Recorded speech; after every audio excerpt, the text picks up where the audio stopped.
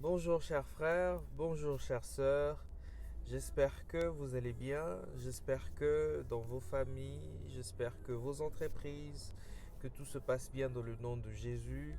Et moi de mon côté, ça va, je viens auprès de vous comme à l'accoutumée afin de partager une petite parole qui pourra nous édifier, qui pourra nous aider à parfaire notre marche en société, mais aussi et surtout notre marche chrétienne. Alors, le thème de ce jour est Personae non gratae. En d'autres termes, c'est pour dire une personne n'étant pas la bienvenue quelque part. Et le texte de base choisi est dans Ésaïe 59, 2. Je lis au nom du Seigneur. Mais ce sont vos crimes qui mettent une séparation entre vous et votre Dieu. Ce sont vos péchés qui vous cachent sa face et l'empêchent de vous écouter. Amen.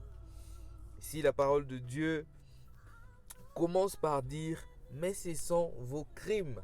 Qu'est-ce qu'on appelle un crime? Un crime, c'est un délit. Un crime, c'est une infraction. Un crime, en fait, c'est ne pas respecter les lois du pays, les lois établies par les hommes.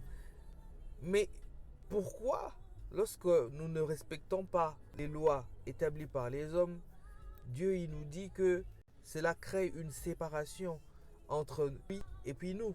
C'est une façon de montrer à quelqu'un que le fait de respecter les lois des hommes est aussi approuvé par Dieu.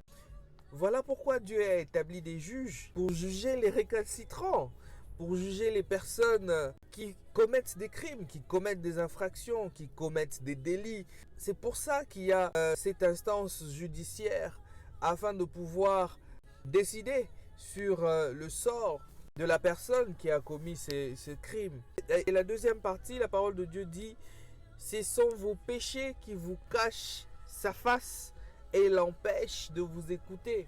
C'est quoi le péché? Le péché, c'est le fait de ne pas respecter la parole de Dieu, le fait de ne pas respecter la loi divine, le fait de souiller son corps. C'est ce qu'on appelle le péché.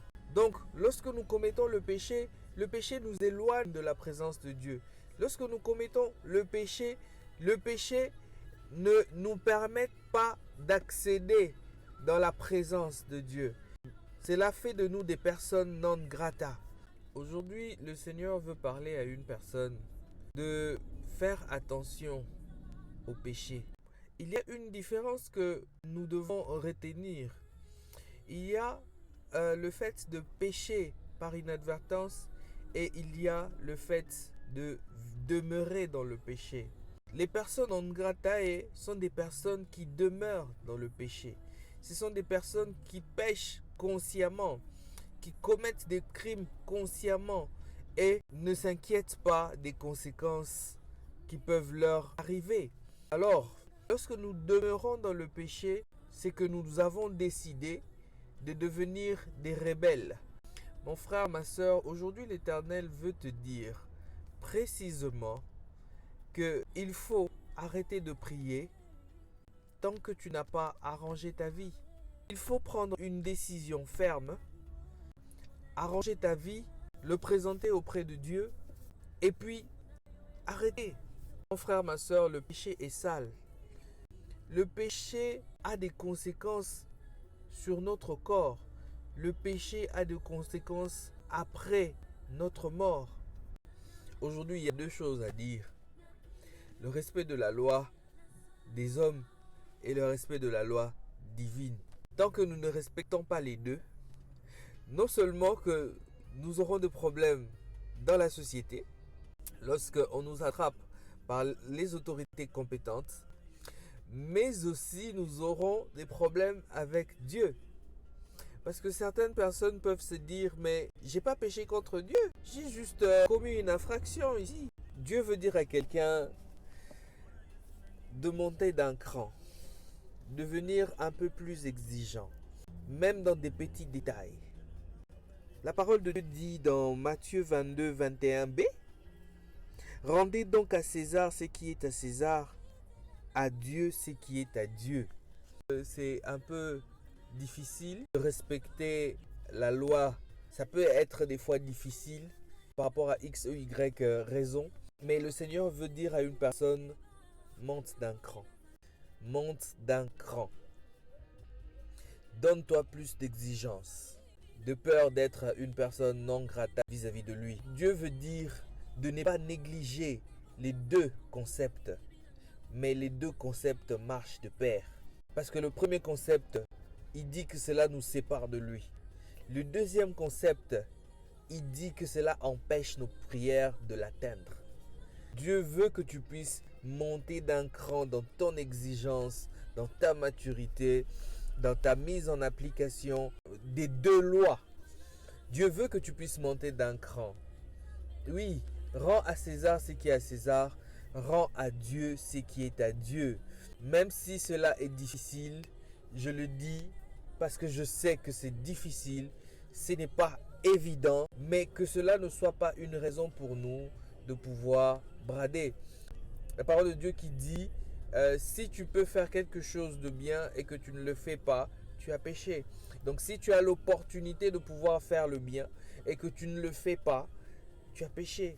Si tu as l'opportunité de respecter la loi des hommes et que tu ne le fais pas, c'est que tu as péché. C'est ce que ça veut dire.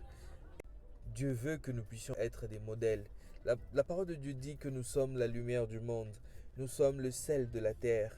Donc la meilleure manière de pouvoir prêcher les gens, la meilleure manière de pouvoir évangéliser les gens, c'est par notre propre comportement. Parce que peu importe tout ce que nous allons dire, ce qui compte, c'est ce que nous allons faire, Dieu du monde. Parce que eux, ils vont nous observer. Ils diront, mais lui, il est en train de dire, ne fais pas X chose, ne fais pas Y chose. Mais pourquoi lui-même, il a fait ça? Pourquoi on l'a attrapé en train de faire ça? Aujourd'hui, mon frère, ma soeur, Dieu veut parler à un chrétien. Il veut dire à ce chrétien que nous avons une responsabilité. Il veut dire à ce chrétien que nous sommes la lumière du monde, nous sommes le sel de la terre. Cela se démontre par notre comportement. Nous n'avons pas besoin que les gens nous voient en train de servir Dieu, de prier, crier, de tenir la Bible au boulot et tout pour montrer que nous sommes réellement fils de Dieu. Non, c'est par rapport à notre comportement, notre façon d'être, comment nous vivons en société, comment nous vivons avec nos frères et sœurs en Christ. C'est ce qui déterminera notre lumière. C'est ce qui déterminera notre différence dans le monde.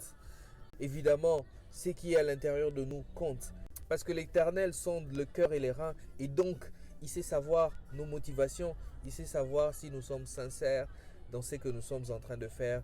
Ou nous sommes en train de le faire juste pour prouver à X ou Y personne que nous pouvons aussi le faire. Donc, ne soyons pas de ces personnes qui prouvent, mais soyons de ces personnes qui vivent sincèrement. Parce que c'est notre vie d'enfant de Dieu, de par notre comportement, que notre vie soit un parfum de bonne odeur pour notre Seigneur. Mon frère, ma soeur, juste une petite parole aujourd'hui. Le respect de la loi des hommes, le respect de la loi de Dieu. Il faut monter d'un cran. Il faut être plus exigeant. Dieu voit que ce que tu fais est bien, mais il veut que tu montes encore d'un cran, que tu te donnes encore plus sur le plan physique et sur le plan spirituel. Je ne te prends pas beaucoup de temps. Que mon Dieu te bénisse agréablement, qu'il te fasse énormément du bien et je te dis certainement à la prochaine. Au revoir.